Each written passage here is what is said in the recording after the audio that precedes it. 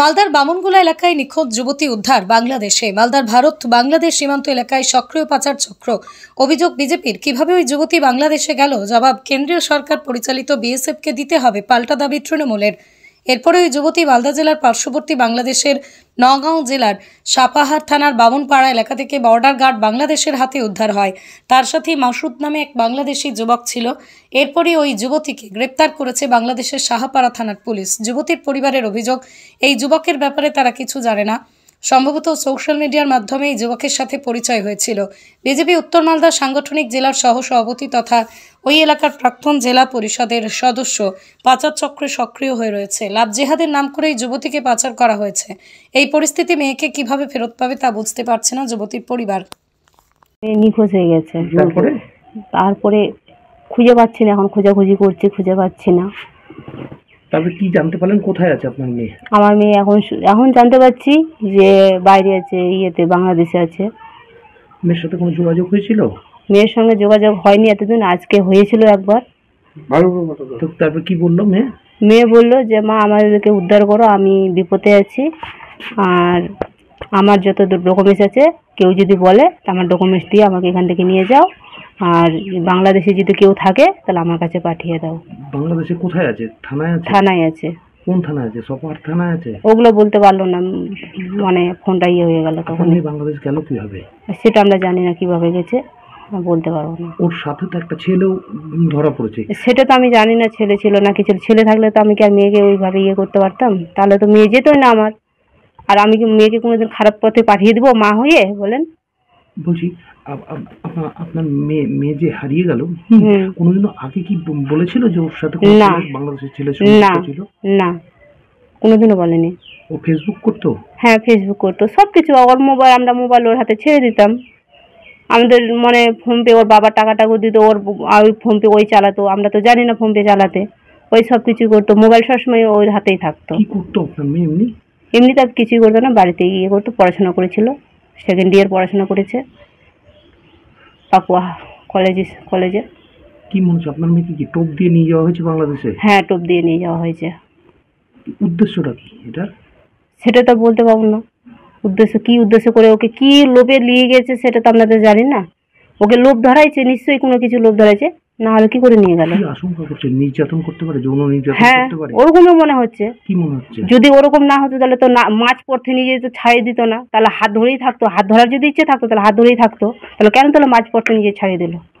এখন যে ছাড়িয়ে দিয়েছে, তো এখন যে ওই অন্য জায়গায় আছে, তো কই আমাদেরকে তো যোগাযোগ করছে না যে না আমি যখন নিয়ে আসি তা আমি তোমাকে ফেরটা দিয়ে দেবো। সেটা তো করতে পারতো, সেটা তো করতে পারছে না। পাচার করা হচ্ছিল আপনার মেয়েকে? ওটাই হচ্ছে, পাচার করাই হচ্ছে। পাচার যদি না করতো, যে যার হাত ধরেছে সে যদি ভাবতো যে না আমার হাত ধরে আমার ভালোবাসাতে ওই চলে আসছে, তাহলে আমাকে ওকে নিয়ে রাখতে হবে যেইভাবে হোক। ওর তো আরও আত্মীয় ছিল, আত্মীয়গুলোকে তো বলতে পারতো যে আমি ওই দেশ থেকে মেয়ে নিয়ে আসছি, তাহলে ওকে বাঁচাও। নির্যাতন করা হয়েছে। আমি তো বাড়ি থাকি না, আমি তো সবসময় চেন্নাইতে কাজ করি। দেখো, এক বছর পরে আমি বাড়িতে আসলাম। কি শুনে আসলেন? আমি জানি যে আমার এই যে বাড়ি ঘর একটু ঠিকঠাক করতে হবে। 1 বছর পরে আমাকে না বাড়ি ঘর আছে, আমি যাই একটু, আমার বউ মেয়ে আছে, বউ মেয়েকে দেখানো হবে। এই যে আমার বাড়ি ঘর নষ্ট হয়ে গেছে, বাড়ি ঘরটা আমার একটু ঠিক করানো হবে। তারপর তো আমি শনিবারে আসলাম, রবিবারে থেকে আমার মেয়ে নিখোঁজ হয়ে গেছে। তারপর মেয়ে খুঁজে পাচ্ছি না। তারপরে কোথায় শুনলেন মেয়ে কোথায় আছে? মেয়েকে শুনলাম, তারপর আমি ঘরেই ছিলাম। ঘরে থাকার পরে এখন কোথায় আছে মেয়ে? মেয়ে বাংলাদেশে আছে। কি হচ্ছে আপনার মেয়েকে? কি পাচার করা হচ্ছে? পাচার করা হয়েছিল স্যার। অত্যাচার করা হতো না? কোথায়? বাড়িতে অত্যাচার, বাংলাদেশে অত্যাচার করা হয়েছে। হ্যাঁ। ভয় পাচ্ছেন আপনারা? না, ভয় পাই না স্যার। কি চান? মেয়েকে ফেরত চান? মেয়েকে আমি ফেরত চাই স্যার। এখানে থানায় জানিয়েছেন? থানাতে জানিয়েছি। আমি কালকে ঘোরালে গেছিলাম, বিএসএফের সাথে কথা বলেছি, প্রধানের সাথে কথা বলেছি। এখানকার থানায় জানিয়েছেন? থানাতে জানিয়েছি স্যার। আপনার নাম? আমার নাম প্রসর সরকার। একটা মেয়ে পাচার হয়েছে শুধু আজকের এই বিষয় না, বাংলাতে এটা প্রতিনিয়তই হচ্ছে। আর আজকে আমার মালদাতে তো প্রচুরভাবেই হচ্ছে।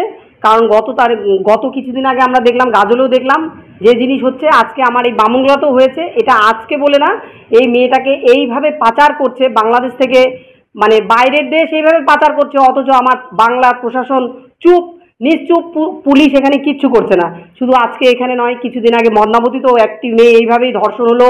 মানে আজকে যে বারবার করে বলা হচ্ছে যে সবাই লাভ জিহাদের শিকার হচ্ছে, এটা আমাদের মাননীয় মুখ্যমন্ত্রী, আমাদের প্রশাসনের কানে এই জিনিস এখনো যাচ্ছে না।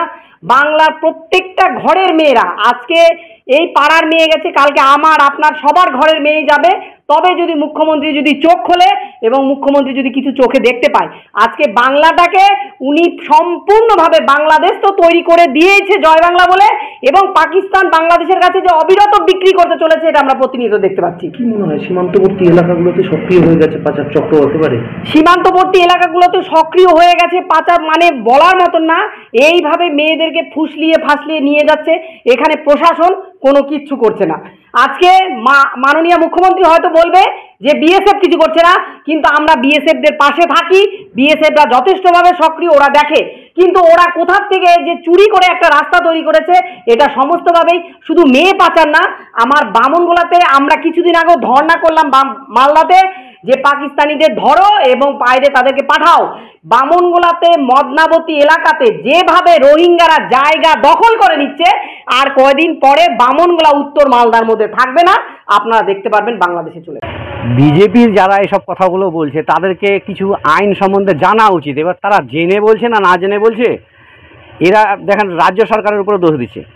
এবার আমি যতটুকু শুনেছি যে দক্ষিণ দিনাজপুরের নাহেরকুড়ি ক্যাম্প দিয়ে নাকি মেয়েটা পার হয়ে ওপারে বাংলাদেশের বিজেপির কাছে ধরা পড়েছে। তো বাংলাদেশের পুলিশ যে তাকে ধরলো, তাহলে ইন্ডিয়ার সীমান্তটা পার হলো কী করে? এখানে তো রাজ্যের পুলিশ দেখে না, সেটা তো বর্ডারে থাকে বিএসএফরা হচ্ছে কেন্দ্র সরকারের, তাহলে পক্ষান্তরে বিজেপিরই। তাহলে সেই বিজেপি আবার কী করে তৃণমূলের পুলিশ প্রশাসনের উপর দোষ দিচ্ছে? এটা তাদেরকে তো ভাবা উচিত। কেন্দ্রের ফোর্স, অমিত শাহর ফোর্স, কেন্দ্র সরকারের ফোর্স, অর্থাৎ বিজেপি সরকারের ফোর্স কেন্দ্রের সীমান্তে পাহারা দিচ্ছে। তাদের কাজ দিয়ে মেয়েটি ওপারে বাংলাদেশে গিয়ে ধরা পড়লো, তাহলে পক্ষান্তরে ব্যর্থতাটা তো তাদেরই বর্তায়, এটা তো রাজ্য সরকারের বর্তায় না। এটা বিজেপি যারা বলছে তাদেরকে ভেবেচিন্তে বলা উচিত।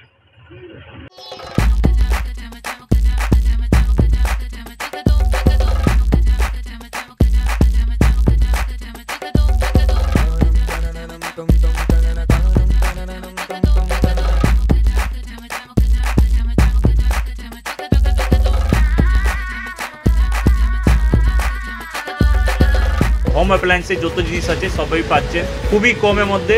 এখন 60% অফ চলছে। নয়ারটি গৌরীপুর চৌমাথা এটা পড়ছে, কেসি লাইট হাউস আছে। ট্রেডিশনাল হোক বা ট্রেন্ডি নারী, পুজো মানে প্রিয় গোপাল বিষয়ী কলকাতায় আর জেলায় জেলায়। Are you looking for an English medium school for your child? Your search is over. Kalyani Laureates would be your perfect choice. Admission is open